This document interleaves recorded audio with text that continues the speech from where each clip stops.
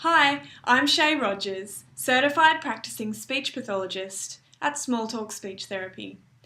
Today I wanted to discuss one of the most frequently asked questions that we get asked by parents all the time, which is, when will my child talk? Unfortunately, we can't give you a magic number, age or time frame in which your child will begin to speak. All children are different and they gain skills at different times. But no matter what your child's age, diagnosis or developmental stage, in our experience, they will need these 6 skills before they are ready to talk.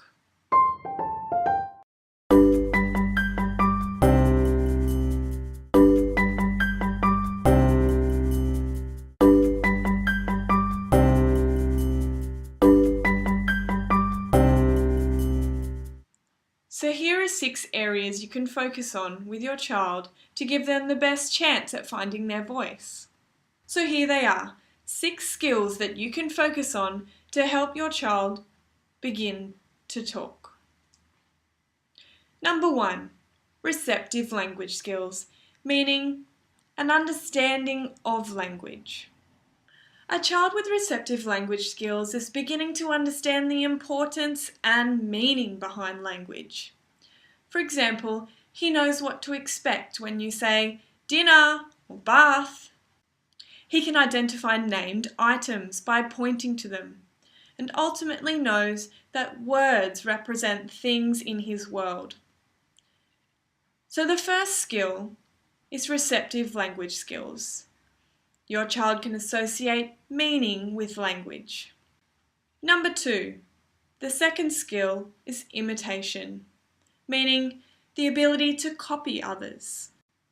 A child who can imitate can pay attention to others around him and copy their actions.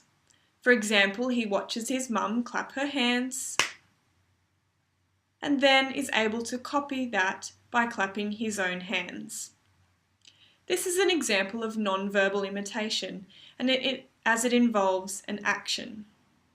Once a child is able to copy the actions of others, they can learn to copy the sounds made by others.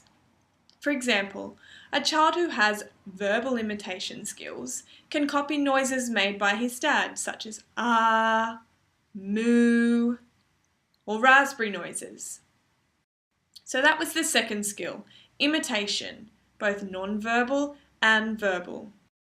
Number 3, oral motor skills, meaning your child can manipulate their mouth, tongue and lips in the ways necessary to create speech.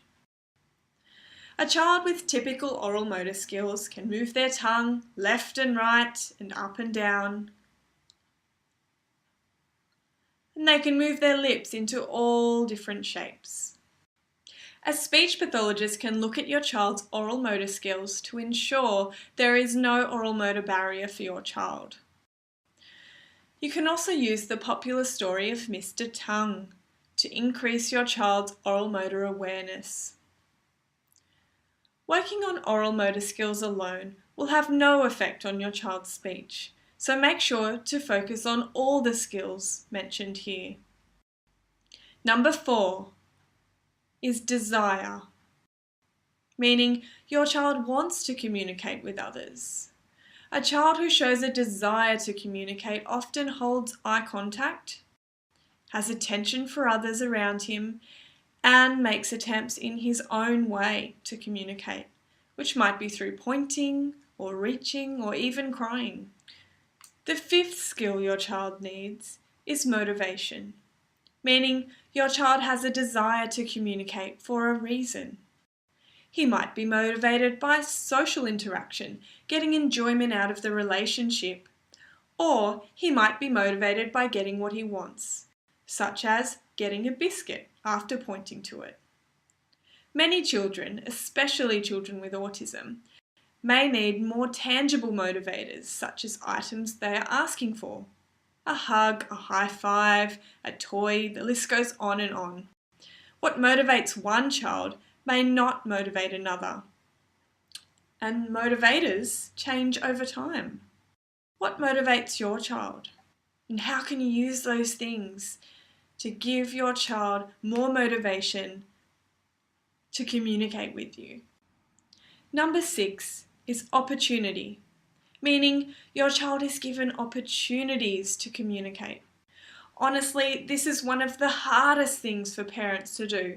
As a parent of a young child, you become skilled at anticipating what your child wants and needs before they ask you. A child who is given opportunity to communicate will be expected to indicate what they want. For example, instead of putting a snack in front of him and waiting to see if he eats it to know if he is hungry, show him the snack and wait for him to communicate before giving him the snack. He might communicate by pointing to it. He might reach for it. He might use a sign, such as eat, or he might point to a picture of the item to ask for it. Although it seems that when a child isn't talking, they can't ask for what they want, this is not the case. The child should be expected to ask for what they want using non-verbal communication. This way, they learn that they must do something before getting the item, which helps them learn that communication is vital and necessary to them. Are you providing communication opportunities for your child? How do you expect them to communicate? By pointing? By crying? By using signs? By using pictures? Or not at all? We have just touched on the surface of these 6 skills. A speech pathologist can help you work on each of these areas with your child so they can find their voice. If you want more information and more videos like this one, please subscribe to our newsletter at www.smalltalkspeechtherapy.com.au so that we can stay in touch and help your child become a confident communicator. Wishing you connection, love and communication with your child as you focus on these 6 areas to give your child the best chance at finding their voice.